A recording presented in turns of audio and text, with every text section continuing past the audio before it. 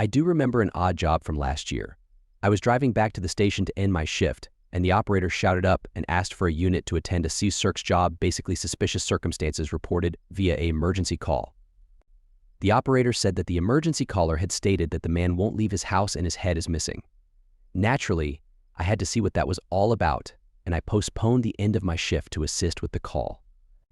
Upon arrival, I invited myself into the property, and I walked into the living room, which was in complete darkness, to find an elderly male sat in an armchair, only visible with my torch. You could see how terrified he was. He couldn't even move to look at me or speak to acknowledge me. He was transfixed on the armchair that was opposite his. I walked more stumbled ungraciously over to him and tried to make contact. His eyes slowly moved from the chair to make contact with me, and then he spoke. He told me basically what we already knew, that he could see a person sitting in the armchair opposite, and that the person had no head. He said, "Please just take him away." Being the quick-thinking neighborhood police officer that I am, I asked the ghost to please leave the premises and stated that I would arrest him if he failed to comply. Needless to say, I didn't have any trouble from the suspect. I assumed that the man had some kind of mental health issue and called an ambulance, only to find out that this was his first episode and that he was otherwise in perfect health. Basically, I'm one of the few cops that have apprehended a ghost. I'm a real-life Ghostbuster. We got a call for a mentally ill female at a house. Fairly common in our area. The girl's brother called it in. We get there and see the brother outside. He says that his sister has been acting weird for the last week or so, and that we just can't go through the front door. So we go in through the garage entrance to find all the lights in the house off, and none of the light switches work. We take out the flashlights and start searching. We find the girl bent down facing the corner of the living room, naked as the day she was born. We call her name and hear her muttering some sort of incantation to herself. She stops and slowly turns her head toward us, then stands and faces us. More muttering, then a loud scream as she runs straight at us. Stops halfway between us, then slowly turns and walks back to her corner. I swear I expected her head to spin and see her crab walk backwards up the wall. Military police have the best creep factor stories. I used to be stationed at Macas, Miramar, and one time I was coming through and had an opportunity to ask for their quickest, creepiest story. Miramar had several abandoned vistas, cemeteries. I had only been in one, and an abandoned schoolhouse. Basically, they get a call and go out to the schoolhouse because they thought some kids were messing around. They went to tell them to get out and find somewhere else to go. Well, they go in, and first floor, nothing. No one. Nothing out of the ordinary. Second floor, nothing. They head back down to the first floor, and someone wrote on the chalkboard, "Do you want to play?" My cousin is on in a major city. Apparently 911 got a call from a 6-year-old claiming vehemently that there was a zombie outside of his house on the street. So a patrol car swings around to see what's up. Turns out a tweaker on meth gouged out his own eyes and was stumbling around blindly with his hands stretched out in front of him. Goddamn, turns out the kid was telling the truth.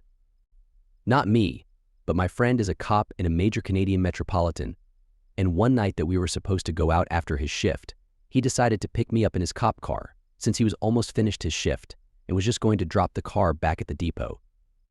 On the way, though, he got a call that someone was complaining about noises coming from their basement that sounded like a person, so he decided to make that his last stop.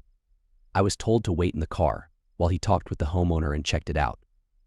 He was gone for about half an hour before he came back and had this terrified, amazed face on him.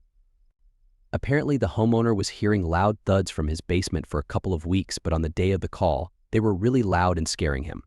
He had a walk-in basement, so he thought maybe someone had broken in. My friend goes to the basement to check it out with the homeowner. Basement is all dark, and the lights need to be turned on from the electrical panel.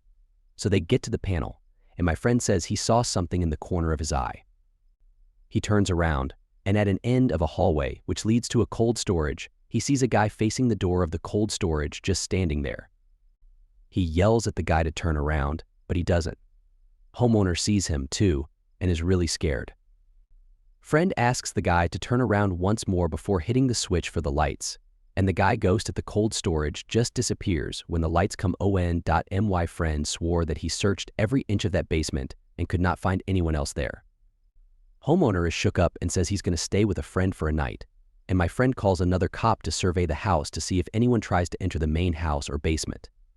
Not sure what happened after, but my friend swears he saw someone in that basement. Received a call from an elderly lady who had trouble breathing. I had taken several calls from her and her husband in the past, so I recognized her voice. I dispatched an ambulance to her residence and held her on the line, trying to keep her calm while the ambulance was responding. The ambulance advised that they have a 15-minute ETA. She lived in a very rural part of WV. I'm talking to her, asking about her husband and how he was doing, and just making small talk with her. The ambulance calls in and advises they are on scene, and I let them know that she is in severe respiratory distress, and I still had her on the line. I let her know the ambulance is coming to the door. And she says, okay, and hangs up the phone. Pretty normal, yeah? Well, here's where it gets weird. The EMT and paramedic on scene call back about a minute later and advise no one is answering the door. We have a sheriff unit who was in the area pulling on scene about that time. The sheriff unit confirmed the address and advised he is breaching the door to make access to the PT. 5 minutes go by and the paramedic on scene radios and asking who the caller was. I advise it was the elderly female who lived at the residence. He tells me that he's going to call in and needs to speak with the supervisor on shift. We get him over to the supervisor, and the supervisor confirms the information that I gave him and asks what's going on.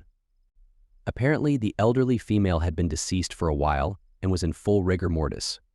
They thought I was wrong on the caller, but the other dispatchers played it back and confirmed that it was the female who called. The ambulance transferred the hospital, and we got the same calls and disbelief from the doctors. So, I took a call from a ghost. I was new on the force and sent to a home invasion in progress late in the night. I noticed my training officer didn't seem to be too concerned and responded slowly, as opposed to the normal emergency response for crimes in progress. Upon arrival, he asked me if I had been to the home before.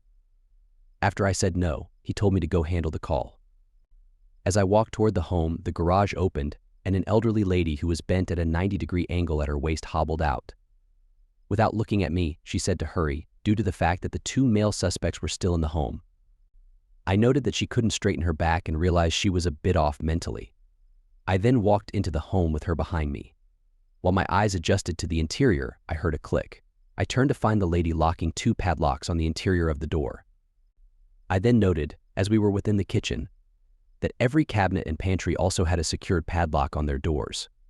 I looked down the hallway and found that every interior door of the small home was shut and secured with padlocks. I followed the elderly woman down the hall to the second door on the left. She began to unlock the padlock to the door and shouted, "They are in here." To my surprise, within the room, there was an older white guy sitting at a table using a desktop computer. He looked at me, greeted me, identified himself as the woman's husband, and then went back to whatever he was doing. The woman then pointed at an empty chair and began to yell, "They are under the chair." "Oh no, they just ran outside right there." The woman was pointing at a wall. After waiting for the woman to lock her husband back into the room, and then waiting for her to let me out of the kitchen door, I cursed my training officer and hightailed it out of there. That was my first exposure to mental illness, and it was creepy. Not me, but my grandfather. There was a robbery in a house near Stanford. He went there to check up on the neighbors, just to get statements and to see if everyone was safe. One of the neighbors was really jittery and nervous. My grandpa asked to come in because he smelled something strange, and the man eventually let him in. While he was in the man's house, he felt like he needed to check the bathroom. He kind of forced himself in there, but once he got in, he found a young girl in the bathtub. She had been there for 5 years.